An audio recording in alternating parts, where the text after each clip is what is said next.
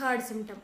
Third symptom ఏంటి అంటే clear skin అంటే ఫేస్ అనేది చాలా, ఫేస్ కానీ స్కిన్ కానీ చాలా నీట్గా క్లీన్గా ఉండడం. అయితే చాలామందికి మనం చూస్తుంటాం ఫేస్ పైన యాక్నీ కావచ్చు, పింపుల్స్ కావచ్చు, మార్క్స్ కావచ్చు, పిగ్మెంటేషన్ కావచ్చు, సోరియాసిస్ అని ఇలాంటి different types of skin diseases మనం చూస్తూనే ఉంటాం అనమాట. సో స్కిన్ అనేది ఎంత డర్టీగా ఉంటే ఫేస్ పైన పింపుల్స్, మార్క్స్ అవన్నీ ఉంటాయో, స్కిన్ ఎలా అయితే అంత డర్టీగా ఉంటుందో మన బాడీ కూడా లోపల కూడా అంత డర్టీగా ఉంటుంది అని అర్థం అనమాట. అది దానికి సంకేతం. సో ఎప్పుడైతే మన స్కిన్ క్లియర్గా ఉన్నట్టయితే మన బాడీలో కూడా ఎలాంటి టాక్సిన్స్ లేకుండా, అంటే ఇప్పుడు రెడ్ బ్లడ్ సెల్స్, ఎర్ర రక్త కణాలు అంటారు, అవి కూడా దాని లైఫ్ స్పాన్ అనేది 120 డేసే ఉంటుంది.